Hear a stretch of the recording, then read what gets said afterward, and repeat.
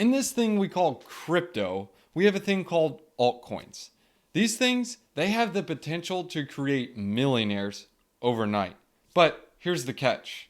Picking the wrong one, it could completely wipe your bank account, losing it all. With thousands of different cryptocurrencies to choose from, finding the right one and searching for that is like searching for a needle in the haystack. In today's video, I'm going to give you guys 7 of my top altcoin picks for 2024. I got a surprise for you guys at the end of the video. It has to do with a giveaway. So if you guys stay tuned to the end, you guys will be able to check that out at the end. But first, if you guys are new to the channel, this is Drake on Digital. I talk all things crypto, DeFi, altcoins, you name it. If this is your cup of tea, make sure you guys drop a like, subscribe to the channel, and hit that bell notification. That way you guys are notified every time I make a new one.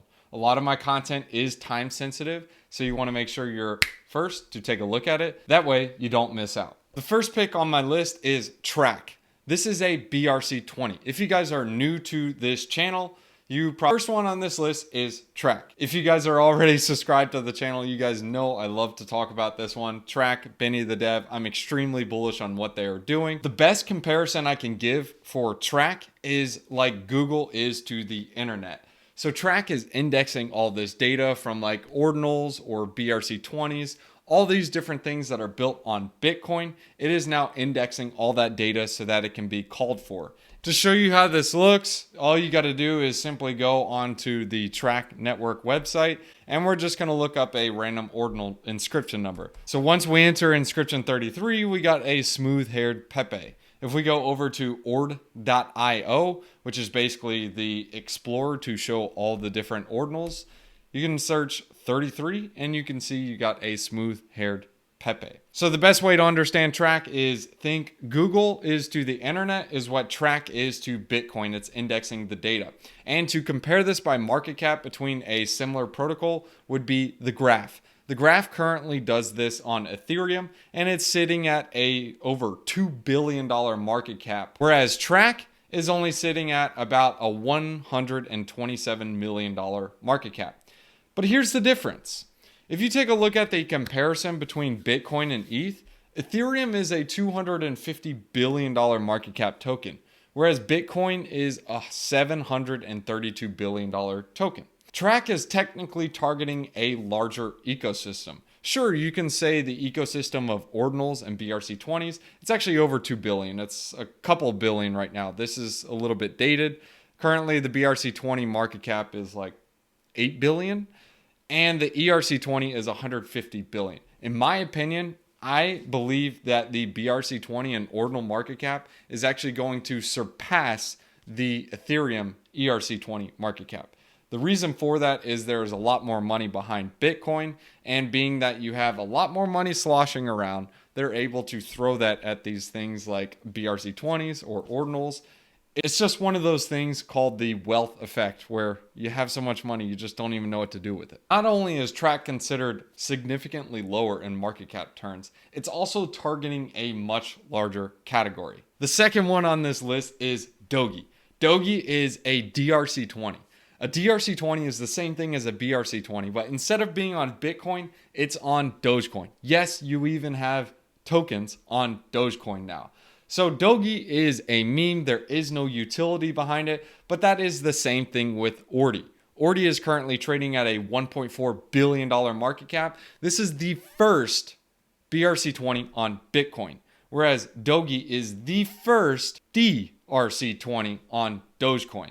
The thesis behind Doge and the DRC20 is the classic layer 1 trade. If you were around in the crypto markets back in 2020 to 2021, we had a thing called Ethereum DeFi and DeFi Summer.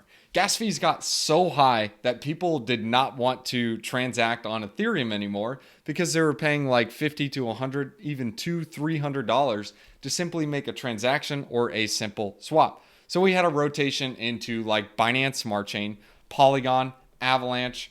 We had a bunch of different chains that popped off. And I'm going to show you an example chart on Polygon. If you take a look at the price of Polygon to see where it came from fractions of a penny to its peak in the bull run, almost $3. So you can kind of consider this over a 3,000% 1000x, actually multiple x's depending on when you bought it. But just putting that into consideration, that is the layer 1 rotation. The same thesis I see happening on Bitcoin. These are the current gas fees on Bitcoin, and this is a slow day. Right now, at a minimum, it's going to cost you $10 or about $10 just to send Bitcoin. Now, that doesn't even include inscribing data or a JPEG to make your ordinal or NFT. If you're inscribing some information or NFTs that have a lot of data, you're going to be paying a couple thousand. And if it's really complex, tens of thousands of dollars just to inscribe it on chain. And thus the case for Doginals and DRC20s. Dogi is the first one, so if Doginals and DRC20s do catch a bid and do well, in my opinion, Dogi will receive love from this because people are like, hey, it's first is first, similar to Ordi on Bitcoin. Yes, it is a meme, but go ahead and comparing the market caps. Again, Dogi is around a $60 million market cap and Ordi at $1.4 billion.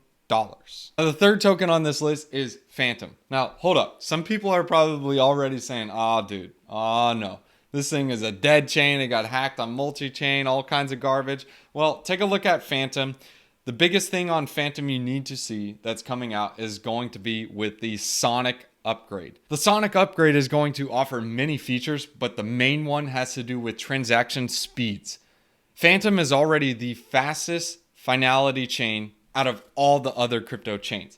It has sub 1 second finality. Just to demonstrate how fast Phantom Sonic is, I'm going to show you guys this video demo. From the time it takes to click the confirm button on your MailerMask to the transaction confirmation, it's less than 1 second. So here's a playback video. Confirm, and it's confirmed. And that's the type of speeds we're looking at with Phantom Sonic. But that's not the only reason why I'm bullish on Phantom. The second has to do with a good meme. In my opinion, Phantom is one of the ultimate memes in the fact that I could see it as one of the most hated rallies. People are not liking Andre. People don't like what happened. People who bought the top on Phantom are like, this is the worst chain ever. In my opinion, this is going to be a really, really, really hated rally, similar to what we saw with Solana. I'm extremely bullish Phantom. I like what they're doing. I think the Sonic upgrade will be big. And if you look at it from a higher level overview, if everybody hates this chain and nobody likes it and everyone's saying it's the worst thing ever, what's going to happen as soon as people start to flip bullish on Phantom? Well, that's typically the best time to invest is before everyone is bullish, because now you have all those other people that are now flipping bullish on Phantom to buy your bags. Hence why something is popular and is already consensus, it doesn't make the multiples that something that is hated and nobody thinks will do well. And then, of course, a couple of more points here. You can't really fade Andre. Andre is basically the DeFi father, and he has a way of building a cult-like following around him. The Phantom cult is a really, really strong cult, similar to the other cults that we have in crypto.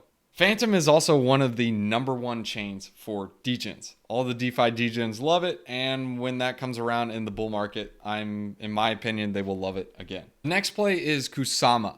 I have a couple of reasons for this thesis, but the first is that it follows the interoperability narrative. Polkadot is interoperability, Cosmos is interoperability. This is basically allowing multiple chains to communicate with each other. An example is if you're on Ethereum, in order to get onto Polygon, you have to use a bridge. This bridge is either owned by a multi-sig or a centralized party. This is not a good thing. There are so many risk vectors with that. However, with something like Polkadot and Kusama or Cosmos, all the chains that build on that particular ecosystem, they build using a certain format. For Cosmos, it's Tendermint, and for Polkadot, it's Substrate. Chains and developers that build on this chain had to follow a certain format. And when they follow this format and all the chains follow this format, they're able to interoperate with each other. So I can bridge some Polkadot to Kusama or some Akala to Polkadot chain. I can communicate with different chains because we're all kind of built the same. That's how it's interoperable with the other chains. So going to Kusama, a couple of reasons and bullet points for the thesis on KSM is that it's a levered play on Polkadot because it's basically the test chain for Polkadot. It's much faster, only has 7-day staking period, higher staking rewards. It has native USDT and USDC integration. It has MetaMask integration coming in 2024, which most people are using MetaMask and they don't like to add a different wallet. They have a $70 million incentive program. The builders, they're up and to the right. As you can see on this chart, they're continuing up and to the right over the years. And it follows the layer 0 interoperability thesis. And of course, you do not want to fade this guy, Gavin. Don't fade this guy. Yes, this guy. And if you need a little backstory on Gavin Wood, he was basically one of the founders of Ethereum. They have Vitalik, Gavin Wood, Charles Hoskinson, and a couple of other dudes. In summary, Chris kind of gives us a great overview of Kusama, the key characteristics: built on substrate, dynamic governance, faster executions, highly interoperable, and resilient to attacks. Now, the next token on this list is Metis. This one, it kind of pumped, but it does have a bit of growth to go. If you guys were in the Discord, you did catch this one a bit earlier. But Metis, it has a couple of catalysts going for it. The first one has to do with this 1.6 million Metis token grant or funding allocation. This is massive coming in 2024 because if you calculate this, this is in Metis. So as Metis price pumps, the amount of the funding allocation goes up. Hence why we've started to see this flywheel increase. As the price of Metis increases, the more the different developers are going to earn. And at current prices, this is over $300 million in incentives. The market cap, the circulating market cap of this coin is $340 million. In my opinion, just looking at that metric, there's a lot of room for growth.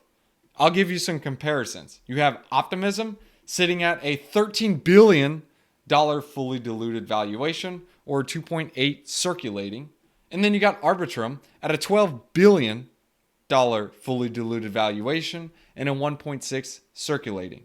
If you compare that to Metis, you can see Metis has some room to grow. Now, obviously, they don't have as much TVL as Optimism and Arbitrum do, but factoring in that they have a huge incentive program going on, this will attract more developers, create great products, which attracts more users. Thus, leading me into the next part of the thesis. That has to do with the decentralized sequencer. This is going to be the first of the Ethereum layer 2s.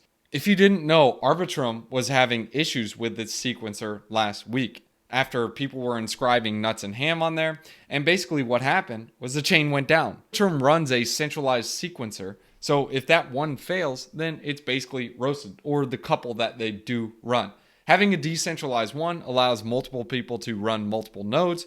That's what we see on Ethereum. Hence why Ethereum has basically 100% uptime. Because if one node goes down, the other nodes are working, and thus the chain still functions. Sure, it may be a little bit slower or a bit congested, but it still functions. And then, of course, you can't fade the fact that it has Vitalik's mom on the team, and it's a blue coin.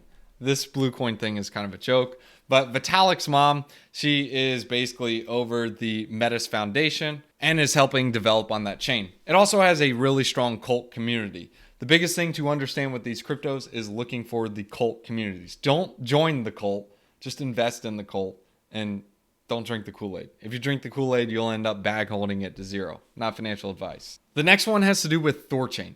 Thorchain fits in the cross-chain interoperability. It's a levered play on the crypto market, and it's the only DEX that is allowing the native swap of Bitcoin. Yes, you have Maya Protocol and Kakao. I'm super bullish on them as well, but Thorchain is going to be the bigger brother to Maya Protocol. Thorchain is able to do this by simply creating a omni pool between all of these tokens. So if I deposit any of these tokens into these liquidity pools, 50% of it is paired with Thorchain. So let's say, for example, I deposit Bitcoin, 50% is in Bitcoin and 50% in Rune. All of these pools are paired with Rune, so in order to swap from Bitcoin to an ETH, it's going to route through the Rune token. I'll show you what this looks like right now. As you can see, if I swap one native ETH to Bitcoin, you can see here it's a direct swap. The path is ETH to Bitcoin because it's routing straight through Rune. So it's a simple swap. It just goes straight through, and it's able to do this with the Omni pool. Now, the next thing I want to add on to the thesis has to do with its flywheel. So as Rune price goes up, this causes the APRs of Rune to go up, or on the DEX. If you go back to the liquidity pools on ThorSwap, this basically gives a UX of the APRs and what's going on. The reason these APRs are higher is because 50% of the token is denominated in Rune, and the yield that you're getting is also in Rune. You don't get rewards to claim, but it's compounded into the pool. So if I deposit into this pool, I have exposure to both Bitcoin and ETH, and I'm earning 62% on that yield. And the reason why this is a flywheel is because as Rune price goes up, the APRs go up. So what happens when APRs go up? This attracts more people to deposit. And as they deposit more into this pool, this will cause the APRs to go up even more, which thus attracts more depositors and thus also attracts more people to swap on here because you have better liquidity, thus creating more fees, thus creating more traders. Thus, when there's more fees and higher APRs, this creates more depositors, which creates a deeper liquidity pool, thus bringing over more traders. Again, increasing the fees, and you have this flywheel. That's why they call it a flywheel, because it keeps going around and around. So we'll summarize it again. Rune price goes up, APRs go up. APRs go up, this attracts more buyers or adds more people to the LP. I said buyers, it's depositors. People deposit to the LP. When there's more LPs, you get better prices. When you have better prices, you get more traders.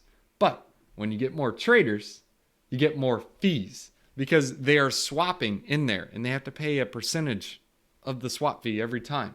So if you go on ThorSwap and I simply wanted to swap 1 ETH for 1 Bitcoin, it'll give the breakdown of the fees right here. Fee, exchange fee.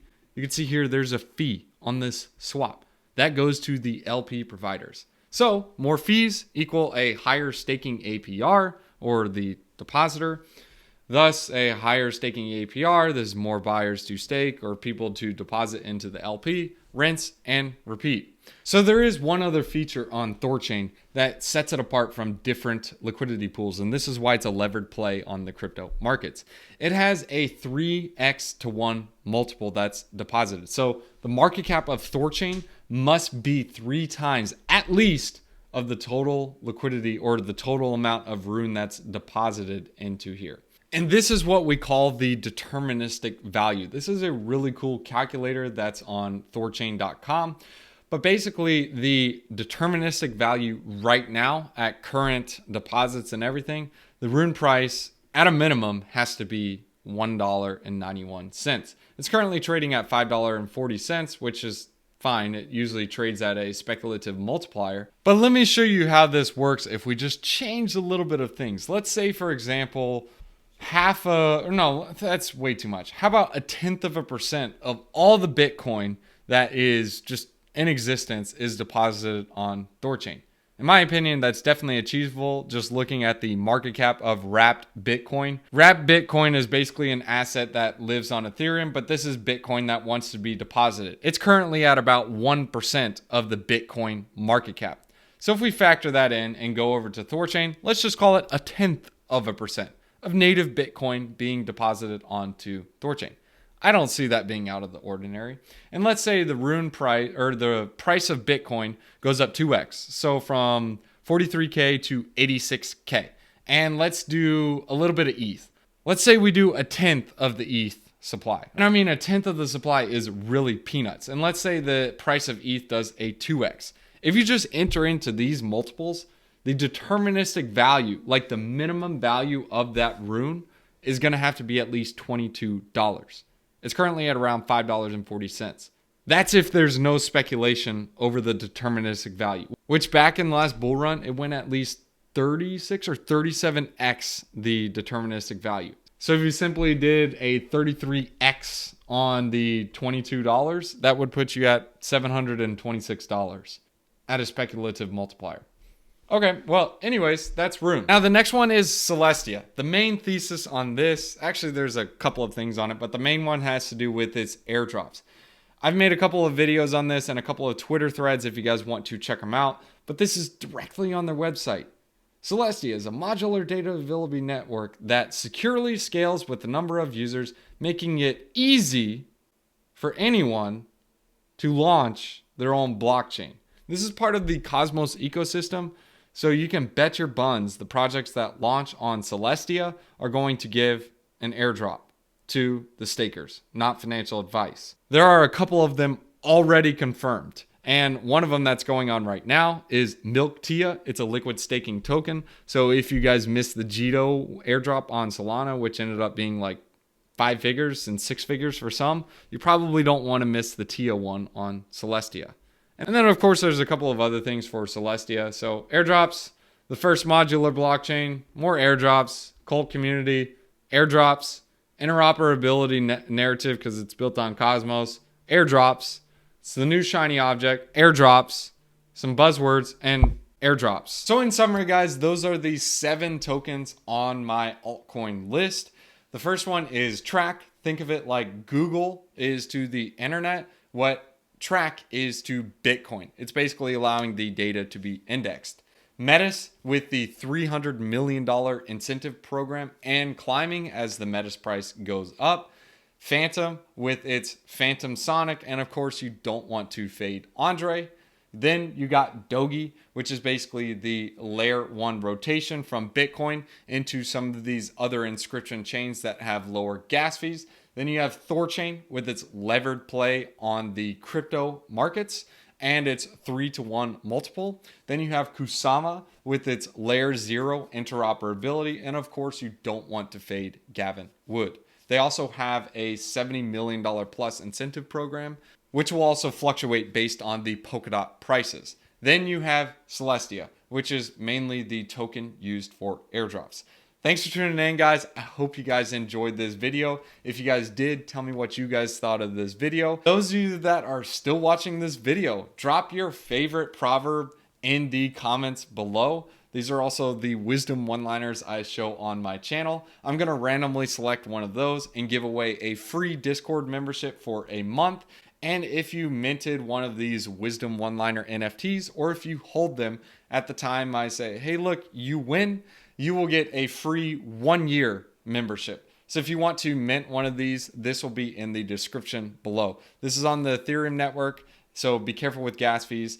50% of the proceeds from this NFT will be going towards charity, and I plan on doing future giveaways to NFT holders. And if you guys simply want to join the exclusive Discord, there's a link in the description below. It is the Patreon link. But please do not join unless you are serious about crypto. If you are just here trying to learn about this stuff, there is tons of free content on YouTube that will do much better service for you than something in Discord. Go ahead and hit you guys with a wisdom one-liner. Proverbs chapter 17 verses 6.